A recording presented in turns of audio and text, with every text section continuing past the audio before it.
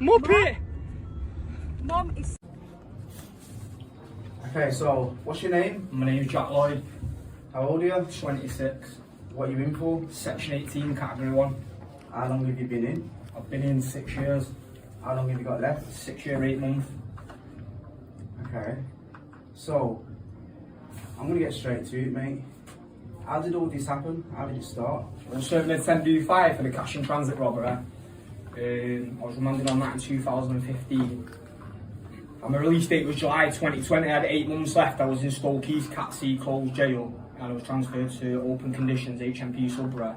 And I absconded from open conditions and was at large for a week. And that's when I got nicked for the Section 18 slash into the face. Okay. Do you feel the court has given you a harsh sentence? Well, in terms of sentencing guidelines, no, I was happy with what I got, but in terms of finding me guilty by 12 people, then no, I think I've been wrongly convicted. And do you plan to pursue any appeals? No, it's been told it's unappealable because nothing legally went wrong in my trial. So you've got no grounds? No grounds to appeal, no. Do you regret your crimes or regret anything at all? Yeah, I just regret getting caught. Why? I'm not guilty, am I? But I just regret putting myself in the position where I was accused of something I didn't do. How did the media portray you? To be honest, unfortunately, the day of my sentencing, the media weren't present in the court, so nothing really made the papers. So I haven't really had my case. I haven't really had much media coverage. Oh, well, I guess that's useful for you when you get back out. Yeah, but obviously my previous crimes are all accessible to Google. All you got to do is put my name in and my location and they all come up. And what's the truth? What do you want to clear up? What do you want to get off your chest? Because I know when people get convicted of crimes, it's only 10% of the truth is got out and not everything is out. And then people like you, Jack, you don't get to give your side of the story. I just like to say that obviously with these young kids out there at the moment and they're out there trying to prove themselves like I once was for whatever reason.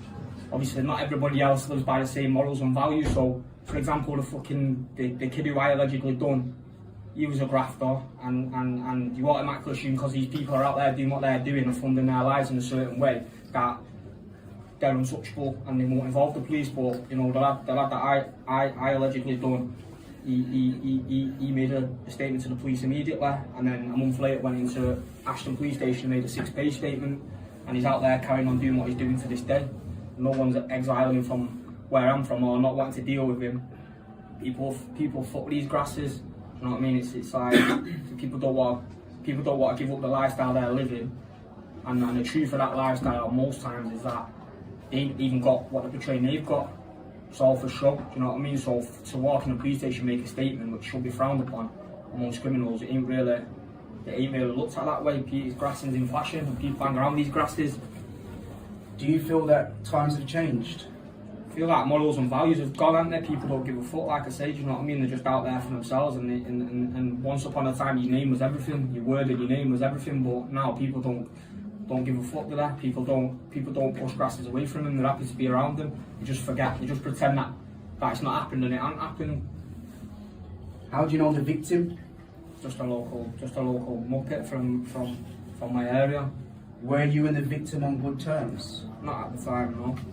But was you previously like? Yeah, it was cool, yeah.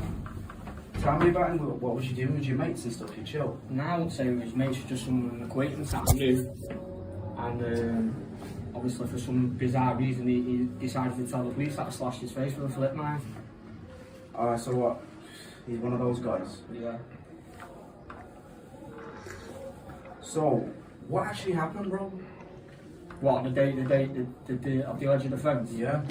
Well, basically I was on my own, and to cut the story short, I went and met him and another acquaintance, and I got into a vehicle with the both of them, and allegedly I reached over into the passenger seat where the victim was sat and slashed his face twice. Whoa, so that's quite gruesome. Yeah. What, was there a lot of blood? Yeah, it was loads of it. Was it a big slash? Yeah, massive one. How many inches? 7 inches and 6 inches. How did you feel after you did it? I never done it, but I saved his life, I got him to hospital, and this is how he's repaid me by making these false allegations.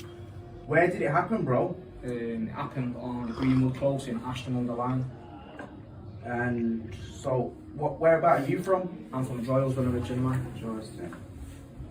So what was it like? How messy did it get? Didn't it? Just that what actually happened is I was with the victim, I accompanied with a mutual friend, and we both got out of the car, and there was a third party there, and there was a dispute over a vehicle, and I was there that day to return the key to a vehicle and make my way home. And before I could make my way home, the person that was on the outside of the car decided to start stabbing at the victim in the face multiple times. I waded in to stop the lad from causing any more damage and pursued the lad because I thought he'd been stabbed in the chest, and I thought he needed to get to hospital before he died, and that's what I'd done. I chased him up the street, and he was crying for his life and his mum, and he's wet his pants, and obviously I got him back to the car and I got him to the hospital. So he was pretty nervous and shaking up to wet his pants and crying for his mum. He was crying for his mum, yeah. So there was more witnesses? No, there was no witnesses at all. I've convicted off one person's word alone, and at the trial I decided to answer no questions, but I was still found guilty. That seems pretty harsh to me. Yeah. What have you seen since you've been in prison? What scares you? What worries you? Nothing really. You've got to be on point, ain't you, no matter where you are, but nothing really scares me. I've been coming to prison since I was 16. Is it true that you got slashed? Yeah, that's correct, yeah. So tell me about that, mate. Not really much to talk about, really. I was on an internal stairwell on F2 in Forest Bank, and two little girls, basically one of them bare with me and one of them come at me with a little blade. Fucking wankers, isn't they? Yeah. Tell me how you overcome most obstacles. Just got to take a step back and get a deep breath and assess the situation and tackle it head on. So what do you do on an everyday basis? Nothing at the moment since COVID-19's come in. We're limited to what we can do and what options we have got to do throughout the day. Jack, I'm going to be straight up with you. Do you have a drug problem? No, not at all, no. Do you suffer with mental health? Not that I know of, no. Can you tell me how you used to earn money? Because you look quite flashy to me, mate. Just get looked after off my girlfriend. That's kind of like... What's your biggest weakness? I've got a good heart. Tell me about yourself. Tell us all about yourself that people don't know. Not really much to say. I've been in prison all my life, unfortunately. Since I was 16 on and off, I've not really done much living. Because I've known you for a few months now. We're not really close, but I've seen you about in the win. You seem like a cool guy. You seem humble. Yeah, that's the best way to be, I think, yeah. What do you think about Strangeways? About all the corruption, the screws bringing in drugs, the screws going in on kids, smashing them up. Tell me, what do you think about that, bro? Are you worried that the screws might come in on you one day? I'm not worried now, but I've been here multiple times, and you know, obviously they've got an envious attitude. There's no meet you in the middle, and obviously it's a notorious place where they do smash your head in, they do come in, five up and attack and assault inmates unprovoked. Do you know what I mean? And there's not really much you can do about it because it's at high level. So you know there is a complaints procedure, but the people that are answering them complaints are the friends of the people that are smashing your head in. So you're in a bit of a situation when you start making formal complaints about members of staff because there's no one really prepared to listen to you.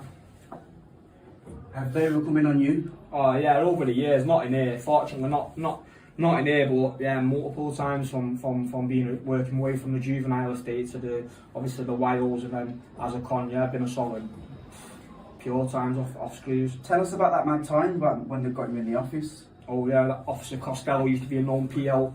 In strange ways, he was known for breaking people's jaws and strangling people, and you know all that type of behaviour. And myself and one of my friends had been having a bit of a running joke with a female member of staff on Beering in 2017 in strange ways, called Miss Lachlan, an Irish lady with blonde hair. And another member of the staff's obviously reported our behaviour towards this female member of the staff. And I was called to Mr Costello's office over the patrol state when obviously the whole of the jail's locked down, no cells could be open, and there was another SO sat on the desk and two current security members of staff that still work here to this day.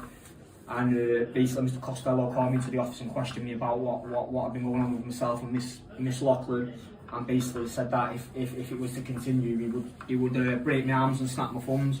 And that's them sort of threats which he was capable of doing, because you know it's never a one-on-one situation with these members of staff in here. It's always a 10-on-1. And that was that, yeah. Fucking Corona's ended up getting a grip of him, and he's had to retire from what I've told through ill health. So you know, karma does come round every now and again and deals with these people when they're doing corrupt stuff to young men. Fucking hell, that must have been a bit scary. Yeah, it was. I won't lie. It was not scary so much. It was just that he had the upper on me where he could have come in my cell at any time when I wasn't prepared with my trainers on or ready to swing it out. Like you prepare yourself when you've got a dispute with other people. He could have come in at night time when he was sleeping, and that's how these people in here deal with them type of situations. Yeah. So since then, how does staff treat you? I just try to not speak to them. I've just learned over the years, if you don't engage with them, then you can't really have a problem with them. And the ones that try and seek you out and draw you out and draw you into them situations, I try not to give them an inch. So how did they treat you in general then? Day to day, I don't really engage with them, but you know, it is a long-winded, everything's long-winded in here, and things don't run smoothly. They like, Strange Ways is a place where they want you to have the bare minimum. Okay, well, where do you see yourself in 5 years? I don't know, hopefully I'll be out and about doing the thing again, out in the community. If you could say something to your victim, what would you say? You're a dirty grass, mate, and you know, I'll have to do 5 year, 4 month extra than what I had to do, but you're labelled with that filthy word all your life. And you know, if you ever come here and sat with these people that I'm sat with here now, they would force you to go and live with paedophiles and child molesters and corrupt police officers, all the low scumbags in life. You have to live amongst them people for your duration, your time, or you're in prison. What do you miss the most?